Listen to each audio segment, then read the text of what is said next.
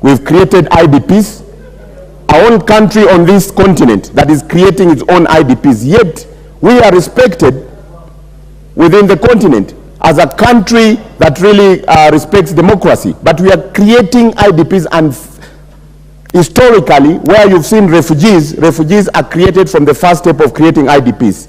Please, let's work in the interest of the public, but let's also hold the ones who are there responsible in the interest of the public good. And what I mean is, all the people must be, they must be sort of compensated, all the people who are affected. And the first person is the government, the county government of Machakos, because they've been collecting taxes. This is not the time for us to take political posturing. We must come together as legislators, as leaders, with that humanity, and make sure that Kenyans don't suffer anymore from this, and we should stop it so that it doesn't happen again in this republic. Thank you, Mr. Speaker, sir. Honorable Catherine Omanyo. Thank you, Mr. Speaker. It is staggering to just watch families that have worked, fought very hard to the hilt to also own something in their mother nation. We have seen clips of some Kenyans abroad who even work on shoddy jobs and deposit or bring money at home, so that when they finally, their contract is over and they finally decide to come back home, they can come home to something.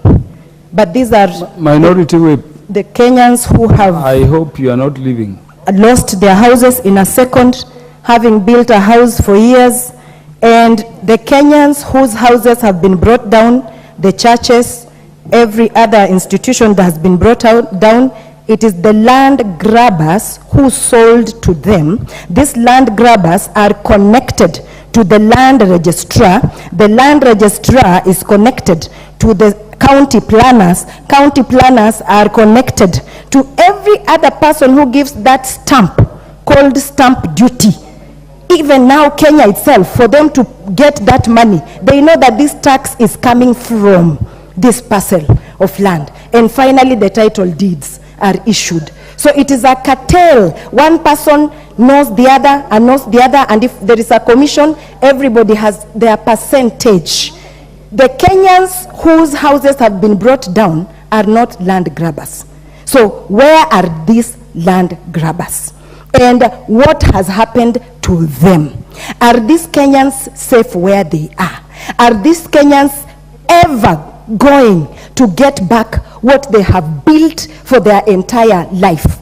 Are these banks that we hear some of them are still paying a loan going to give them some sympathy and not go for auction? And even if they went for auction, what are they going to? Because if they take a loan against that house, then it is the house that has been brought down. I just weep in my heart and hope that this government will quickly go dash into this and help these Kenyans who are now IDPs or refugees, because they are now like strangers in Jerusalem, in their own nation. It really is a heavy thing seeing one of our colleagues here with his sunny disposition trying to give us other things, playing around, joking around. I'm talking about our majority leader. I do not know if he has a home somewhere. If one day his home will be brought down, I think he will change how he talks. Mr. Speaker, as a leader in this nation, wherever anything like this happens, it is good that leaders don't rush into wanting to revenge. It is good that leaders sit down and talk in cohesion, in peace, so that people cannot lose. Order, it should be win-win. Honorable Manyo, your time will be added. What is out of order?